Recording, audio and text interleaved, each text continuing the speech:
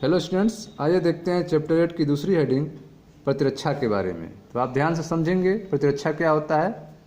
ध्यान से समझें। प्रतिरक्षा इम्यूनिटी, हमें हर रोज बड़ी संख्या में संक्रामक कारकों का सामना करना पड़ता है। ठीक है, तो हमें प्रतिदिन जो है बड़ी संख्या में संक्रामक कारकों का सामना करना पड़ता है, परंतु इनमें से कुछ ही रोग के शिकार बनाते हैं। ठीक है, तो प्रतिदिन जो है हमारे शरीर का सामना बड़ी संख्या में संक्रामक कारकों से होता है, लेकिन इनमें से कुछ ही हैं जो रोग के शिकार बनाते हैं। ठीक है, सब इसमें रोग के शिकार नहीं बनाते हैं, इसमें कुछ ही हैं जो हमें रोगों का शिकार बनाते हैं। क्यों ऐसा होता है कि हर रोज़ हमें बड़ी संख्या में संक्रामक रोग का सामना करते हैं, लेकिन कुछ ही रोग का शिकार बनाते हैं? ऐसा क्यों है? इसका कारण यह है कि हमारा शरीर अधिकांश बाह्य कारकों से अपनी रक्षा कर लेता है।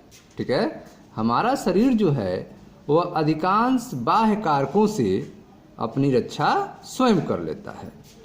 परपोषी की रोग कारक जीवों से लड़ने की क्षमता, ठीक है, परपोषी कि रोग कारक जीवों से लड़ने की क्षमता उसे प्रतिरक्षी तंत्र के कारण मिली है, जिसे प्रतिरक्षा कहते हैं, इम्यूनिटी कहते हैं।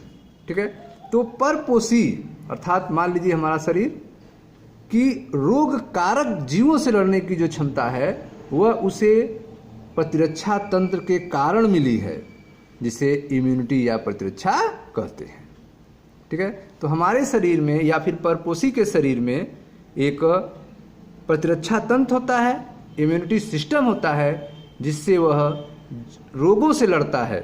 ठीक है, रोगों से लड़ने की क्षमता मिलती है, रोग कारक जीवों से लड़ने की क्षमता मिलती है, और इसी को प्रतिरक्षा या इम्यूनिटी कहते हैं। प्रतिरक्षा दो प्रकार की होती है। ठीक है, सहज प्रतिरक्षा और उपार्जित प्रतिरक्षा। तो प्रतिरक्षा दो प्रकार की है, सहज प्रतिरक्षा और उपार्जित प्रतिरक्षा। तो आइए देखते हैं पहला सहज प्रतिरक्षा क्या होता है, इसको समझते हैं, जिसे इंग्लिश में इनेट इम्यूनिटी कहते हैं। तो इनेट इम्यूनिटी को समझें ध्यान से। सहज प्रतिरक्षा अर्थात इनेट इम्यूनिटी एक प्रकार की अवशिष्ट रक्षा है जो जन्म के समय मौजूद होती है।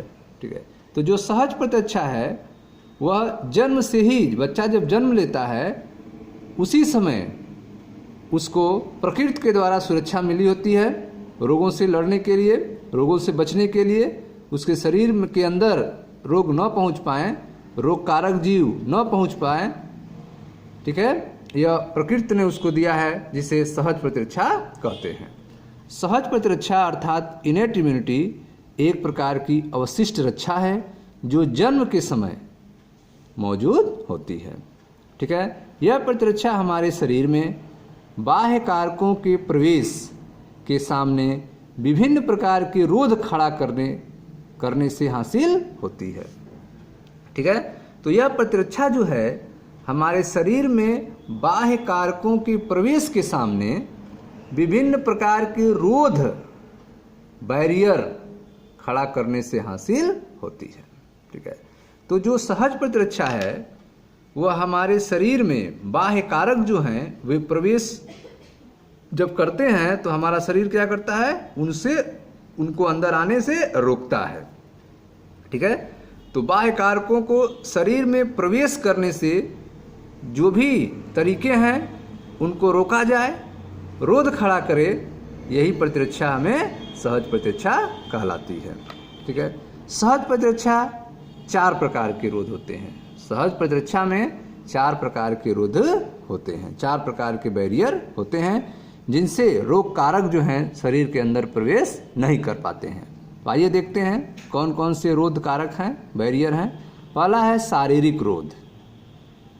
ठीक है, फिजिकल बैरियर, जो हमारे पूरे शरीर पर स्किन है, त्वचा है, यह जो है जीवाणुओं को, सूक्ष्म जीवों को हमारे शरीर के अंदर घुसने नहीं देता है। ठीक है, हमारे शरीर पर त्वचा मुख्य रोध है, मुख्य बैरियर है। जो सूक्ष्म जीवों के प्रवेश को रोकता है। ठीक है, श्वसन, जठरांत्र, ठीक है, गैस्ट्रोइंटेस्टाइनल और जनन मूत्र पथ की आस्तरित करने वाली एपिथेलियम की श्लेष्मा आलेप भी शरीर में घुसने वाले रोगाणुओं को रोकने में सहायता करता है। ठीक है, तो आप देख रहे हैं कि हमारे शरीर पर त्वचा फैली हुई है जो मेन बैरियर है, मुख्य रोध है, जो सूक्ष्म जीवों को शरीर में इंटर करने नहीं देती है, प्रवेश करने नहीं देती है, उनको रोक देती है। लेकिन जिन रास्तों से हम भोजन ग्रहण करते हैं, सांस लेते हैं, ठीक है, उन रास्तों में, ठीक है, म्यूकस की कोटिंग होती है। ठीक है, लसलसा पदार्थ श्लेष्मा की कोटिंग होती है, जिससे जब यह रोगाणु अंदर घुसते हैं तो इन कोटिंग में फंस जाते हैं, इन म्यूकस में फंस जाते हैं और उनको रोक लिया जाता है। ठीक है, तो फिजिकल बैरियर में आप देख रहे हैं शारीरिक रोध में कि हमारे शरीर पर त्वचा मुख्य रोध है जो सूक्ष्म जीवों के प्रवेश को रोकता है। श्वसन, जठरांत्र और जनन मूत्र पथ को ढकने वाली, ठीक है, को आस्तरित करने वाली एपिथेलियम का श्लेष्मा आलेप अर्थात म्यूकस कोटिंग भी शरीर में घुसने वाले रोगाणुओं को रोकने में सहायता करता है। ठीक है, दूसरा रोध देखें, कायिक, ठीक है, कायिकीय रोध है जिसे फिजियोलॉजिकल बैरियर कहते हैं। ठीक है, कायिकीय रोध, फिजियोलॉजिकल बैरियर। आमाशय में अम्ल, ठीक है, मुंह में लार, आंखों में आंसू, ये सभी रोगाणुीय वृद्धि को रोकते हैं। ठीक है, तो आप देख रहे हैं कि फिजियोलॉजिकल बैरियर में हमारे आमाशय में, स्टमक में एसिड निकलता है, अम्ल निकलता है जो रोगाणुओं को मारने का काम करता है। मुंह में लार बनता है, ठीक है, जो रोगाणुओं को मारने का काम करता है, उनको रोकने का काम करता है। आँखों में आंसू बनते हैं, ठीक है, जिसमें एंजाइम्स पाए जाते हैं जो रोगाणुओं को पचाने का काम करते हैं, मारने का काम करते हैं। तो ये जो आमाशय में अम्ल है, मुख में लार है, आँखों में आंसू है, ये सभी रोगाणुीय वृद्धि को रोकते हैं। ठीक है, इसे फिजियोलॉजिकल बैरियर कहते हैं। अब आपका अगला है कोशिकीय रोध, जिसे सेल्यूलर बैरियर कहते हैं। ठीक है, तो ध्यान से देखें, तीसरा ग, कोशिकीय रोध, सेल्यूलर बैरियर। ठीक है, हमारे शरीर के रक्त में बहुरूप केंद्रक, ठीक है, हमारे शरीर में जो ब्लड है उसमें बहुरूप केंद्रक, श्वेताणु उदासीन रंजी, ठीक है, PMNL न्यूट्रोफिल्स जैसे कुछ प्रकार के श्वेताणु और एक केंद्राणु मोनोसाइट्स तथा प्राकृतिक मारक लिम्फोसाइट्स के प्रकार यह ऊतकों के बृहद भक्षकाणु मैक्रोफेजेज रोगाणुओं का भक्षण करते और नष्ट करते रहते हैं। ठीक है, तो आप देख रहे हैं कि हमारे शरीर के रक्त में न्यूट्रोफिल्स पाए जाते हैं। ठीक है, WBC पाया जाता है, वाइट ब्लड सेल्स पाया जाता है हमारे शरीर के रक्त में, जिसमें न्यूट्रोफिल्स होते हैं, मोनोसाइट्स होते हैं, जो प्राकृतिक रूप से इन रोगाणुओं को मारने का काम करते हैं। भक्षकाणु, इनको मैक्रोफेजेज, ठीक है, इन रोगाणुओं को भक्षण करने का काम करते हैं, नष्ट करने का काम करते हैं। ठीक है स्टूडेंट, तो आप देख रहे हैं कि जो सहज प्रतिरक्षा है वह एक प्रकार की अवशिष्ट रक्षा है जो जन्म के समय मौजूद होती है। ठीक है, यह प्रतिरक्षा हमारे शरीर में बाह्य कारकों के प्रवेश के सामने विभिन्न प्रकार का रोध खड़ा करने से हासिल होती है। सहज प्रतिरक्षा 4 प्रकार के होते हैं। सहज प्रतिरक्षा में 4 प्रकार के रोध होते हैं। पहला आपने देखा फिजिकल बैरियर, शारीरिक रोध, जिसमें पूरे शरीर पर स्किन है, त्वचा है, जो सूक्ष्म जीवों को शरीर के अंदर जाने से रोकते हैं। ठीक है, और जो शरीर के अंदर जाने के रास्ते हैं, जैसे जनन मूत्र पथ है, जहाँ से यूरिन बाहर निकलता है, मल बाहर निकलता है, या फिर श्वसन, सांस लेने के लिए माउथ है, नोज है, तो इन रास्तों में श्लेष्मा आलेप होता है, म्यूकस की कोटिंग होता है, जिससे अगर रोगाणु शरीर में इंटर करते हैं तो उनको वहीं पर रोक लिया जाए। ठीक है, लेकिन कुछ रोगाणु जो हैं अगर शरीर में इंटर कर भी गए हों तो उनकी को भी मारने के लिए फिजियोलॉजिकल बैरियर वर्क करता है। जैसे अगर वो आमाशय में पहुंच गए हैं तो वहाँ अम्ल निकलता है जिससे उनको मारा जाता है, मुंह में लार निकलता है, आंखों में आंसू आता है, यह सब रोगाणु के वृद्धि को रोकते हैं, उनको मारते हैं। ठीक है, इसके बाद भी अगर रोगाणु जो हैं कोशिकीय लेवल पे पहुंच गए हैं, हमारे ब्लड में पहुंच गए हैं, तो ब्लड में भी WBC पाया जाता है, न्यूट्रोफिल्स पाया जाता है, मोनोसाइट्स पाए जाते हैं, मैक्रोफेजेस पाए जाते हैं, जो इनको मारते हैं और इनको नष्ट करते हैं, रोगाणुओं का भक्षण करते हैं। ठीक है, देखा ध्यान से। कोशिकीय रोध, सेलुलर बैरियर, हमारे शरीर के रक्त में बहुरूप केंद्रक श्वेताणु, उदासीन रंजी न्यूट्रोफिल्स जैसे कुछ प्रकार के श्वेताणु और एक केंद्राणु मोनोसाइट्स तथा प्राकृतिक मारक लिम्फोसाइट्स के प्रकार यह ऊतकों में बृहत भक्षकाणु मैक्रोफेजेज रोगाणुओं का भक्षण करते हैं और उन्हें नष्ट करते हैं। ठीक है, अगला जो बैरियर है वह है साइटोकाइन रोध। साइटोकाइन रोध, विषाणु संक्रमित कोशिकाएं इंटरफेरान नामक प्रोटीन का स्रावण करती हैं जो असंक्रमित कोशिकाओं को और आगे विषाणु संक्रमण से बचाती हैं। ठीक है, तो आप देख रहे हैं कि साइटोकाइन जो रोध है उसमें अगर किसी कोशिका पर विषाणु का आक्रमण हो गया है, वायरस का आक्रमण हो गया है, तो वह संक्रमित कोशिका जो है इंटरफेरान नामक प्रोटीन निकालती है। ठीक है, उस इंटरफेरान नामक प्रोटीन के सिग्नल को जो स्वस्थ कोशिकाएं हैं उनको पहचानती हैं, उनको महसूस करती हैं और अपने दरवाज़ों को क्लोज कर देती हैं, जिससे वायरस जो है उनमें इंटर करने नहीं पाता है। ठीक है, तो इंटरफेरान जो है वह कौन निकालता है? संक्रमित कोशिकाएं, और जिनकी मदद से असंक्रमित कोशिकाएं जो हैं उसमें वायरस जो है इंटर नहीं कर पाता है और वह बच जाती हैं।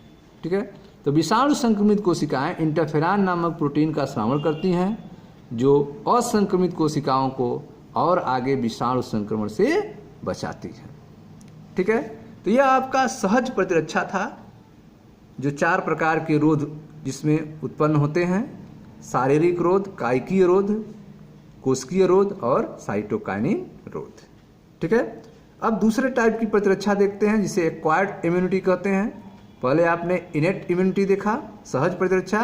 अब दूसरा देखें एक्वायर्ड इम्यूनिटी के बारे में, उपार्जित प्रतिरक्षा। ठीक है, उपार्जित प्रतिरक्षा अर्थात एक्वायर्ड इम्यूनिटी। समझे ध्यान से। दूसरी ओर उपार्जित प्रतिरक्षा रोगजनक विशिष्ट है। ठीक है, यह जो उपार्जित प्रतिरक्षा है वह किसी रोग के लिए होता है, किसी एक रोग के लिए होता है, वह उसी रोग को रोकता है, उसी रोगाणुओं को रोकता है शरीर में। ठीक है, रोग फैलाने से। तो उपार्जित प्रतिरक्षा रोगजनक विशिष्ट है, इसका अभिलक्षण स्मृति है। ठीक है, तो जो एक्वायर्ड इम्यूनिटी है वह मेमोरी पर वर्क करता है, इसका अभिलक्षण स्मृति है। इसका अर्थ यह है कि हमारे शरीर का जब पहली बार किसी रोगजनक से सामना होता है तो यह एक रेस्पॉन्स करता है। ठीक है, एक अनुक्रिया करता है जिसे निम्न तीव्रता की प्राथमिक अनुक्रिया कहते हैं। ठीक है, तो जब पहली बार किसी रोगजनक का सामना हमारे शरीर का होता है तो हमारा शरीर अनुक्रिया करता है, रिस्पांस करता है, जिसे निम्न तीव्रता की प्राथमिक अनुक्रिया कहते हैं। ठीक है, और उसको याद कर लेता है। हमारा शरीर जो है उस रोगजनक को मारता है और मारने के तरीकों को मेमोराइज कर लेता है, स्मृत कर लेता है, याद कर लेता है। ठीक है, बाद में कभी भी वही रोगजनक का सामना होता है तो बहुत ही उच्च तीव्रता से, ठीक है, द्वितीयक या पूर्ववृत्तीय एनामिस्टिक अनुक्रिया होती है और तेजी से रोग कारक को नष्ट कर दिया जाता है। ठीक है, जिसे एमिनास्टिक अनुक्रिया कहते हैं। देखा ध्यान से। दूसरी ओर उपार्जित प्रतिरक्षा रोगजनक विशिष्ट है। इसका विलक्षण स्मृति है। इसका अर्थ यह है कि हमारे शरीर का जब पहली बार किसी रोगजनक से सामना होता है तो यह एक अनुक्रिया रेस्पॉन्स करता है, जिसे निम्न तीव्रता की प्राथमिक अनुक्रिया कहते हैं। देखिए ध्यान से, बाद में उसी रोगजनक से सामना होने पर बहुत ही उच्च तीव्रता की द्वितीयक अनुक्रिया होती है या पूर्ववृत्तीय एनामिस्टिक अनुक्रिया होती है। ठीक है, इसका कारण यह तथ्य है कि हमारे शरीर की प्रथम मुठभेड़ की स्मृति है। हमारे शरीर में प्रथम मुठभेड़ की क्या है? स्मृति है। निम्न तीव्रता की जो प्राथमिक अनुक्रिया होती है उसको हमारा शरीर याद रखता है। ठीक है, उसी के अनुसार जो है वह उच्च तीव्रता की द्वितीयक अनुक्रिया करता है और अपने आप को बचा लेता है। ठीक है? प्राथमिक और द्वितीयक प्रतिरक्षा अनुक्रिया हमारे शरीर के रक्त में मौजूद दो विशेष प्रकार के लसिकाणुओं द्वारा होता है। ठीक है, तो जो प्राथमिक और द्वितीयक अनुक्रिया हैं वह किसके द्वारा होता है? प्राथमिक और द्वितीयक प्रतिरक्षा हमारे शरीर के रक्त में मौजूद उपस्थित दो विशेष प्रकार के लिम्फोसाइट्स द्वारा होता है। दो विशेष प्रकार के लसिकाणुओं द्वारा होता है, जिन्हें बी लसिकाणु और टी लसिकाणु कहते हैं। बी लिम्फोसाइट और टी लिम्फोसाइट कहते हैं। ठीक है, तो जो प्राथमिक और द्वितीयक प्रतिरक्षा की अनुक्रिया आप देख रहे हैं, जिसे निम्न तीव्रता की प्राथमिक अनुक्रिया और उच्च तीव्रता की द्वितीयक अनुक्रिया कहते हैं या फिर पूर्ववर्तीय एनामिस्टिक अनुक्रिया कहते हैं, वे हमारे रक्त में मौजूद दो विशेष प्रकार के लसिकाणुओं द्वारा होता है, जिसे बी लसिकाणु और टी लसिकाणु कहते हैं। देखें ध्यान से, इनका क्या वर्क होता है? रोगजनकों की अनुक्रिया में, ठीक है, रोगजनकों की अनुक्रिया में बी लसिकाणु हमारे रक्त में प्रोटीनों की सेना उत्पन्न करते हैं। ठीक है, तो आप देख रहे हैं कि जो रोगजनक आए हैं उनको मारने के लिए, उनको खत्म करने के लिए जो बी लसिकाणु है, बी लिम्फोसाइट है, वह अनुक्रिया करता है और हमारे रक्त में प्रोटीनों की सेना उत्पन्न करता है ताकि वे रोगजनकों से लड़ सकें। ठीक है, ताकि जो सेना तैयार हुई है प्रोटीन की वह रोगजनकों से लड़ सके। ये प्रोटीन प्रतिरक्षी कहलाती हैं। ठीक है, यह प्रोटीन एंटीबॉडीज कहलाती हैं। ठीक है, यह वर्क कौन करता है? बी लसिकाणु करता है, जो प्रोटीन एंटीबॉडी को तैयार करता है। ठीक है, तो आप देख रहे हैं कि हमारे शरीर के रक्त में मौजूदा दो विशेष प्रकार के लसिकाणु द्वारा होता है, प्राथमिक और द्वितीयक प्रतिरक्षा, जिसे बी लसिकाणु और टी लसिकाणु कहते हैं। रोगजनकों की अनुक्रिया में बी लसिकाणु हमारे रक्त में प्रोटीनों की सेना उत्पन्न करती हैं ताकि वे रोगजनकों से लड़ सकें। ठीक है, ये प्रोटीन प्रतिरक्षी कहलाती हैं, प्रोटीन एंटीबॉडी कहलाती हैं। टी कोशिकाएं खुद तो प्रतिरक्षों का श्रावण नहीं करती हैं। ठीक है, तो जो टी कोशिकाएं हैं वे प्रोटीन प्रतिरक्षियों का श्रावण नहीं करती हैं, किसी भी एंटीबॉडीज का श्रावण नहीं करती हैं, लेकिन प्रोटीन उत्पन्न करने में बी कोशिकाओं की सहायता करती हैं। ठीक है, तो आप देख रहे हैं कि जो टी लिम्फोसाइट्स हैं वे एंटीबॉडीज का श्रावण नहीं करती हैं, लेकिन प्रोटीन उत्पन्न करने में बी सेल्स की सहायता करती हैं, बी लिम्फोसाइट्स की हेल्प करती हैं। ठीक है, प्रत्येक प्रतिरक्षी अणु में 4 पेप्टाइड श्रृंखलाएं होती हैं। ठीक है, जो प्रतिरक्षी अणु है, एंटीबॉडीज है, उसमें प्रत्येक प्रतिरक्षी अणु में 4 पेप्टाइड श्रृंखलाएं होती हैं, ठीक है। दो छोटी जो लघु श्रृंखला कहलाती है, ठीक है।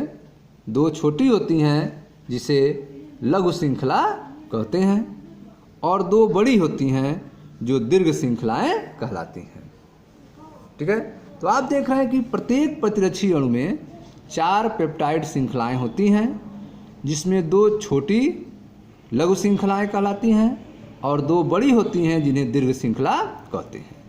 इसलिए प्रतिरक्षी को L2 के रूप में दर्शाया जाता है, ठीक है। प्रतिरक्षी को कैसे लिखते हैं? H2 और L2 के रूप में। दो छोटी होती हैं और दो बड़ी होती हैं श्रृंखलाएं, जिनको H2 और L2 के रूप में दर्शाया जाता है। हमारे शरीर में विभिन्न प्रकार की प्रतिरक्षी उत्पन्न किए जा सकते हैं, ठीक है। हमारे शरीर में विभिन्न प्रकार के प्रतिरक्षी उत्पन्न किए जा सकते हैं, जिनमें से IgA, IgM, IgG और IgE इसके कुछ उदाहरण हैं, ठीक है। आइए देखते हैं। प्रतिरक्षी अणु जो हैं 4 पेप्टाइड श्रृंखलाओं के बने होते हैं, जिनमें 2 श्रृंखलाएं बड़ी होती हैं और 2 श्रृंखलाएं छोटी होती हैं। प्रतिरक्षियों को L2 के रूप में दर्शाया जाता है, और हमारे शरीर में विभिन्न प्रकार के प्रतिरक्षी उत्पन्न किए जा सकते हैं, जिनमें से immunoglobulin A, IgA, immunoglobulin M, IgM, immunoglobulin E, IgE और IgG, इम्यूनोग्लोबिन G कुछ उदाहरण हैं। एक प्रतिरक्षी का कार्टून नीचे दिया गया है चित्र 8.4 में, ठीक है। तो एक एंटीबॉडी का फिगर देखें। यह एक प्रतिरक्षी है जिसका फिगर आप देख रहे हैं, जिसमें 4 पेप्टाइड श्रृंखलाएं होती हैं। 4 पेप्टाइड श्रृंखलाएं होती हैं, 2 बड़ी श्रृंखलाएं होती हैं और 2 छोटी श्रृंखलाएं होती हैं, ठीक है। इसमें जो है प्रतिजन बंधक स्थल होते हैं, ठीक है। प्रतिजन बंधक स्थल होते हैं, देखें ध्यान से, प्रतिजन बंधक स्थल होते हैं। लघु श्रृंखला, यह छोटी श्रृंखला आप देख रहे हैं जिसको लघु श्रृंखला कहते हैं। यह 2 छोटी श्रृंखलाएं होती हैं जिनको लघु श्रृंखला कहते हैं, और 2 दीर्घ श्रृंखलाएं होती हैं जिनको बड़ी श्रृंखला कहते हैं। यह दीर्घ श्रृंखलाएं हैं, ठीक है, और यह आपकी लघु श्रृंखलाएं हैं। इसी को H2 L2 के रूप में दर्शाया जाता है, ठीक है। तो आप देख रहे हैं कि लघु श्रृंखलाएं और दीर्घ श्रृंखलाएं मिलकर प्रतिजन बंधक स्थल बनाती हैं, ठीक है, प्रतिजन बंधक स्थल बनाती हैं। तो यह एक प्रतिरक्षी अणु की संरचना है जिसको आप देख रहे हैं। आगे देखें ध्यान से। तो आप देख रहे हैं कि हमारे शरीर में विभिन्न प्रकार के प्रतिरक्षी उत्पन्न किए जा सकते हैं, जिनको IgA, IgM, IgE और IgG कहा जाता है, ठीक है। इसका कार्टून भी आपने देखा, फिगर भी देखा। तो आगे देखते हैं। प्रतिरक्षी रक्त में पाई जाती है, ठीक है। जो एंटीबॉडीज हैं वे कहाँ पाई जाती हैं? ब्लड में पाई जाती हैं। प्रतिरक्षी रक्त में पाई जाती हैं, इसलिए इन्हें तरल प्रतिरक्षा अनुक्रिया कहा जाता है, ठीक है। प्रतिरक्षी रक्त में पाई जाती हैं, इसलिए इन्हें तरल प्रतिरक्षा अनुक्रिया कहा जाता है, ठीक है। यह 2 प्रकार की प्रतिरक्षी, यह 2 प्रकार की प्रतिरक्षी माध्यित उपार्जित प्रतिरक्षा अनुक्रियाओं में से एक है, ठीक है। तो आप देख रहे हैं कि प्रतिरक्षियाँ जो हैं वे रक्त में पाई जाती हैं, इसलिए इन्हें तरल प्रतिरक्षा अनुक्रिया ह्यूमरल इम्यून रिस्पांस कहा जाता है। यह 2 प्रकार की प्रतिरक्षी माध्यित उपार्जित प्रतिरक्षा अनुक्रिया में से एक है, ठीक है। दूसरे प्रकार की अनुक्रिया कोशिका माध्यित प्रतिरक्षा अनुक्रिया या कोशिका माध्यित प्रतिरक्षा, ठीक है, CMI सेल मेडिएटेड इम्यूनिटी कहलाती है, ठीक है। तो आप देख रहे हैं कि एक ह्यूमरल इम्यूनिटी रिस्पांस है और दूसरा जो है आपका सेल मेडिएटेड इम्यूनिटी, यह एक दूसरे प्रकार की इम्यूनिटी है जो टी लसिकाणु CMI का माध्यम बनते हैं। जो टी लिम्फोसाइड हैं वह सेल मेडिएटेड इम्यूनिटी के माध्यम बनते हैं। ठीक है, तो ये प्रतिरक्षी रक्त में पाई जाती हैं, इसलिए इन्हें तरल प्रतिरक्षा अनुक्रिया ह्यूमोरल इम्यूनिटी रिस्पांस कहा जाता है। यह दो प्रकार की प्रतिरक्षी माध्यित उपार्जित प्रतिरक्षा अनुक्रिया में से एक है। दूसरे प्रकार की अनुक्रिया कोशिका माध्यित प्रतिरक्षा अनुक्रिया या कोशिका माध्यित प्रतिरक्षा सेल मेडिएटेड इम्यूनिटी कहलाती है। टी लिम्फोसाइड जो हैं वह सेल मेडिएटेड इम्यूनिटी का माध्यम बनते हैं। ठीक है, जब हृदय, नेत्र, वृक्क, यकृत जैसे अंग संतोषजनक रूप से काम करना बंद कर देते हैं तो एकमात्र उपचार प्रतिरोपण होता है। ठीक है, जिससे रोगी सामान्य जीवन जी सके। ठीक है, तो आप देख रहे हैं कि जब हमारे शरीर के जो मेन अंग हैं वो काम करना बंद कर देते हैं तो एक ही उपचार रह जाता है, इनका प्रतिरोपण कर दिया जाए, दूसरे शरीर से लाकर लगाया जाए। जो खराब हो चुके अंग हैं उनको निकालकर दूसरा अंग लगाया जाए। किसी उपयुक्त दाता की तलाश शुरू हो जाती है। ऐसा क्यों है कि प्रतिरोपण के लिए हर किसी दाता के अंग नहीं लिए जा सकते हैं? ठीक है, प्रतिरोपण के लिए हर किसी दाता के अंग नहीं लिए जा सकते हैं। वह क्या है जिसकी जांच डॉक्टर करते हैं। किसी भी स्रोत, पशु, अन्य प्राइमेट या किसी भी मानव का निरोप ग्राफ्ट नहीं लगाया जा सकता। क्यों? क्योंकि वे देर सवेर नकार दिए जाएंगे। वे देर सवेर शरीर से क्या होंगे? नकार दिए जाएंगे। शरीर उनको अपने से अलग कर देगा, नकार दिए जाएंगे। कोई भी निरोप प्रतिरोप लेने से पहले ऊतक मिलान, रक्त मिलान अत्यावश्यक है। इसके बाद भी रोगी को अपने शेष जीवन भर प्रतिरक्षा निरोधक लेने पड़ते हैं, इम्यूनोसप्रेसेंट लेने पड़ते हैं, जिससे शरीर जो है उसको निकाले ना, अपने से दूर न करे। इसलिए रोगी को जो है इम्यूनोसप्रेसेंट जो है जीवन भर लेना पड़ता है। तो आप देख रहे हैं कि कोई भी निरोप या प्रतिरोप लेने से पहले ऊतक मिलान, रक्त मिलान अत्यावश्यक है। इसके बाद भी रोगी को अपने शेष जीवन भर प्रतिरक्षा निरोधक लेने पड़ते हैं। शरीर स्वयं और पर में भेद करने में सक्षम है। शरीर जो है वह कौन अपना है कौन पराया है इसको भेद करने में सक्षम है। और कोशिका माध्यित प्रतिरक्षा अनुक्रिया, ठीक है, सेल मीडिएटेड इम्यूनिटी, कोशिका माध्यित प्रतिरक्षा अनुक्रिया निरोप को, ग्राफ्टिंग को अस्वीकृत करने के लिए उत्तरदायी है, जिम्मेदार है। ठीक है, तो जो सेल मीडिएटेड इम्यूनिटी है वह प्रतिरोप को, निरोप को अस्वीकृत करने के लिए जिम्मेदार होती है, उत्तरदायी होती है। ठीक है स्टूडेंट्स, तो यह आपने देखा कि क्यों जो है किसी भी व्यक्ति का अंग जो है किसी दूसरे व्यक्ति में नहीं लगाया जा सकता है, क्योंकि शरीर जो है उसको एक्सेप्ट नहीं करता है। इसलिए जो है पहले डॉक्टर जो है शरीर के उस अंग को जिसमें लगाना है और जिससे दिया जा रहा है, दोनों की जांच होती है, उनके रक्त की जांच होती है, ऊतक की जांच होती है। उसके बाद जो है शरीर में लगाया जाता है और उसके बाद भी रोगी को अपने शेष जीवन भर प्रतिरक्षा निरोधक लेने पड़ते हैं। क्यों? क्योंकि शरीर जो है स्वयं और पर में भेद करने में सक्षम होता है। ठीक है, कोशिका माध्यमिक, ठीक है, जो सेल मेडिएटेड इम्यूनिटी है वह निरोप को अस्वीकृत करने के लिए उत्तरदायी होती है।